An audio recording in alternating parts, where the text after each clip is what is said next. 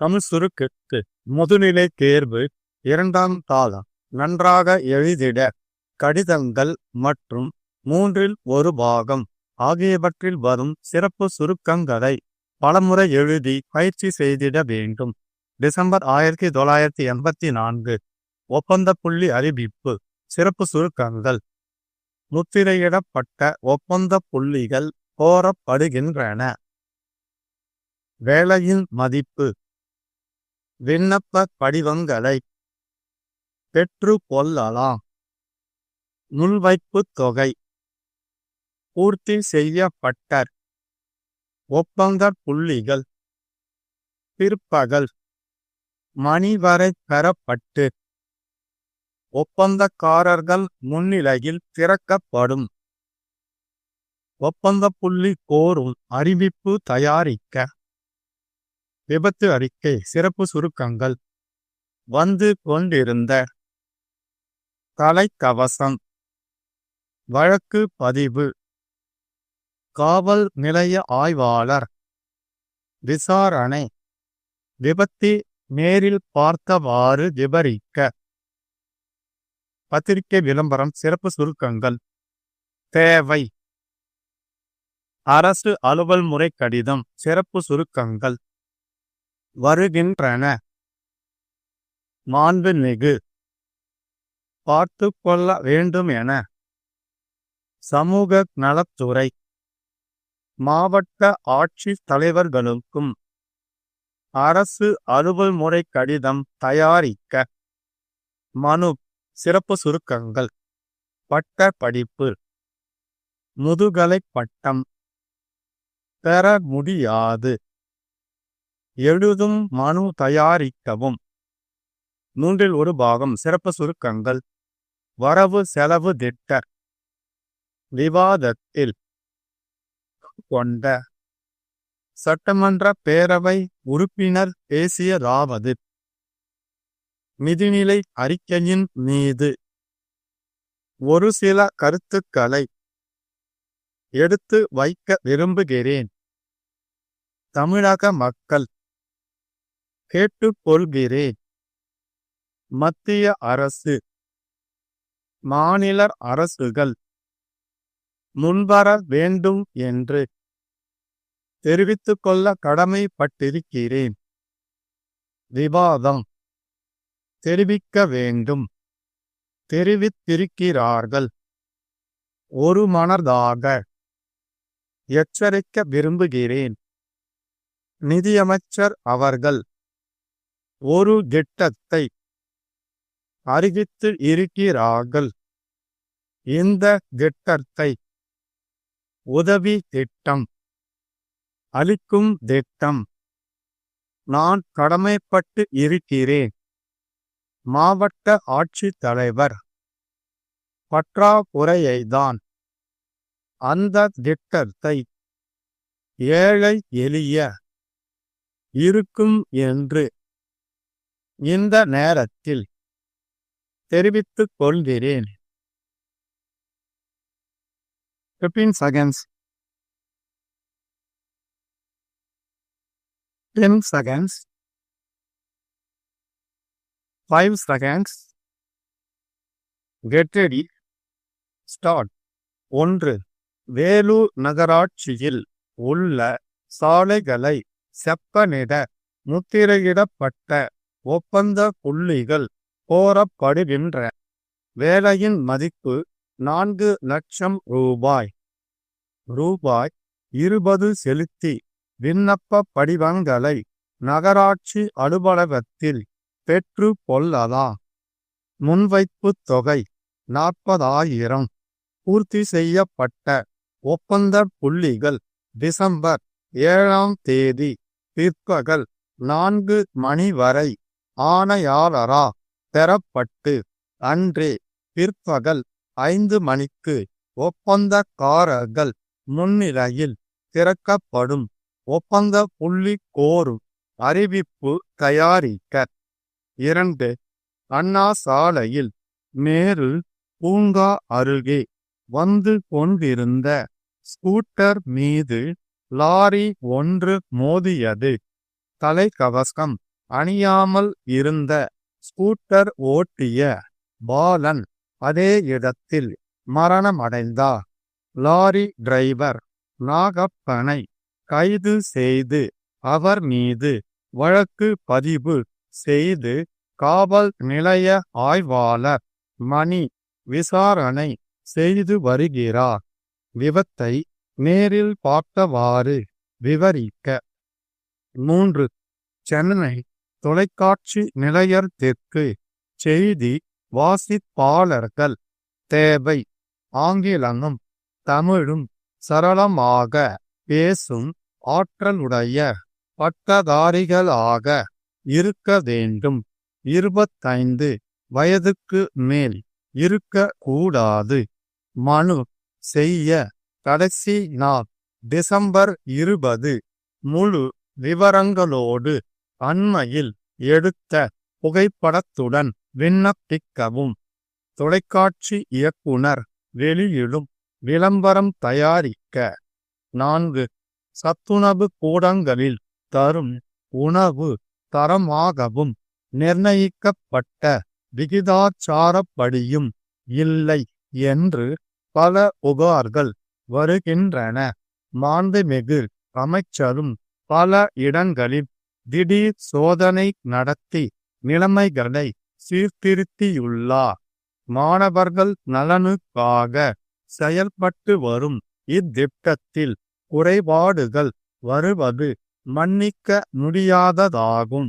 இப்படிப்பட்ட தவறுகள் நடைபெறா வண்ணம் பார்த்து கொள்ள வேண்டும் என கோரி சென்னை சமூக நலத்துறை இயக்குனர் அனைத்து மாவட்ட ஆட்சி தலைவர்களுக்கும் அனுப்பும் அரசு அலுவல் முறை கடிதம் வரைக. 5. சென்னை சட்ட கல்லூரியில் மாலை நேர வகுப்புகள் துவங்க அரசு எடுத்துள்ள முடிவு வரவேற்கத்தக்கது. பணியில் உள்ளவர்கள் சட்ட கல்வி படிக்க பயன்படும் பட்டப்படிப்பு சான்றிதழ் பெற்றுள்ளவர்கள் மட்டுமே இதில் அனுமதிக்கப்படுவர் என தெரிகிறது. இதனால் மைசூர் பல்கலைக்கழகத்தின் திறந்தவெளி பல்கலைக்கழக திட்டத்தின் அடிப்படையில் அஞ்சல் வழி மூலமாக நேரடியாக முதுகலை பட்டம் பெற்றவர்கள் அனுமதி பெற முடியாது. 35 வயது எய்திய பின் நேரடியாக முதுகலை பட்டம் பெற்றவர்களும் மாலை நேர சட்ட வகுப்பில் சேர்ந்து பயில அரசு அனுமதிக்க வேண்டும் என கேட்டு சென்னை தேனாம்பேட்டை சோமசுந்தரம் கல்வி அமைச்சருக்கு எழுதும் மனு தயாரிக்கவும். ஸ்டாப். சரியாக 2 நிமிடங்களுக்கு பின் 1/3 பாகம் படிக்கப்படும்.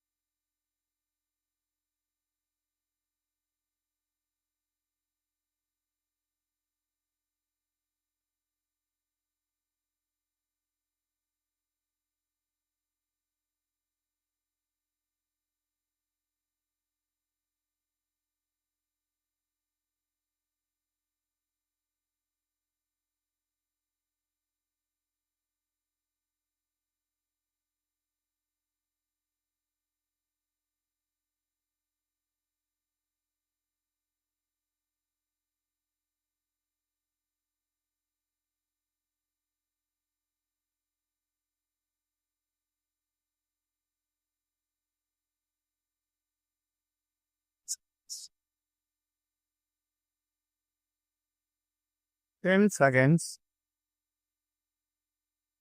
5 seconds, get ready, start. வரவு செலவு திட்ட விவாதத்தில் கலந்து கொண்ட சட்டமன்ற பேரவை உறுப்பினர் பேசியதாவது: இந்த நிதிநிலை அறிக்கையின் மீது எங்களுடைய கட்சியின் சார்பாக நான் ஒரு சில கருத்துக்களை அவையின் முன் எடுத்து வைக்க விரும்புகிறேன். தமிழகத்தில் மிகப்பெரிய வறட்சி ஏற்பட்டு அதன் விளைவாக வளம் குறைந்து இருக்கிறது என்பதை நாம் அறிவோம். அதற்காரணமாக தமிழக மக்கள் இன்றைக்கு செல்வ செழிப்பிலே இல்லாத காரணத்தால் அவர்கள் வாழ்க்கையில் இன்பம் இல்லை. பசியும் பிணியும் அவர்களை வாட்டிக் கொண்டு இருக்கிறது. ஆகவே இந்த வறட்சி நிலைமைகளுக்கு பரிகாரம் காண்பதில் அரசியல் வேறுபாடுகளுக்கோ அல்லது மற்ற எண்ணங்களுக்கோ இடம் இல்லை. தமிழகத்தில் உள்ள அத்தனை மக்களும் ஒற்றுமையுடன் இருந்து இந்த நிலையை சமாளிக்க அரசுக்கு உதவி புரிய வேண்டும் என்று நான் கேட்டுக்கொள்கிறேன். இன்றைக்கு மத்திய அரசு பெட்ரோலியம் பொருட்களுக்கு அதிகமான அளவிற்கு வரி விதித்திருப்பதன் காரணமாக மாநில அரசுகள் நடத்தும் போக்குவரத்து கழகங்கள் பெரும் அளவில் நஷ்டம் அடைகின்றன. அந்த வரியை குறைப்பதற்கு மத்திய அரசு முன்வர வேண்டும் என்று இந்த அவையின் மூலம் ஒரு தீர்மானம் நிறைவேற்றி அனுப்புவது பொருத்தமுடையதாக இருக்கும் என்று நான் தெரிவித்துக் கொள்ள கடமைப்பட்டு இருக்கிறேன். அண்மையில் நடைபெற்ற முதலமைச்சர்கள் மாநாட்டில் விற்பனை வரிக்கு பதிலாக சுங்க தீர்வை விதிப்பது பற்றிய விவாதம் நடந்திருக்கின்றது. இந்த கருத்துக்கு மாநில அரசுகள் இசைவு தெரிவிக்க வேண்டும் என்றும் கோரப்பட்டுள்ளது. அநேகமாக எல்லா முதலமைச்சர்களும் அதற்கு எதிர்ப்பு தெரிவித்து இருக்கிறார்கள் என்ற செய்தியை நான் பார்த்தேன். மாநில முதலமைச்சர்கள் மாநாட்டிலேயே இப்படி ஒருமனதாக கருத்து தெரிவிக்கப்பட்டு இருக்கிற காரணத்தால் மத்திய அரசு அந்த எண்ணத்தை அடியோடு மறந்து விடுவது சரியான ஒரு முடிவாக அமையும் என்று நான் கருதுகிறேன். இருப்பினும் மத்திய அரசு தன்னுடைய கொள்கையில் உறுதியாக இருக்குமானால் அது இந்தியாவின் ஆரோக்கியமான கூட்டாட்சி அமைப்புக்கு உகந்ததாக அமையாது என்று நான் எச்சரிக்க விரும்புகிறேன்.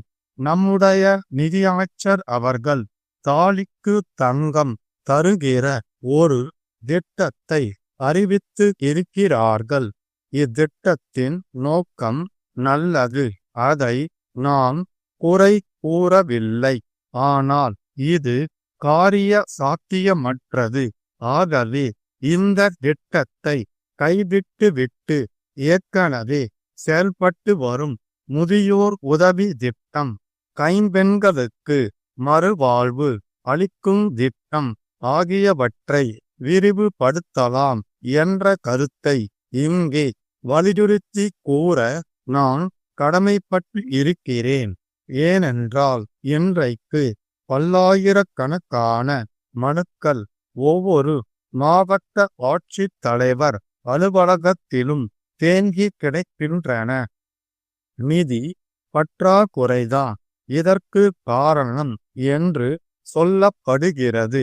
ஆகவே தகுதியுடைய அனைவருக்கும் இந்த உதவித்தொகை கிடைக்கின்ற வகையில் அந்த திட்டத்தை விரிவுபடுத்துவது ஏழை எளிய மக்களுக்கு அளிக்கப்படும் ஒரு பெரிய உதவியாக இருக்கும் என்று நான் இந்த நேரத்தில் மகிழ்ச்சியுடன் தெரிவித்துக் கொள்கிறேன். ஸ்டாப்.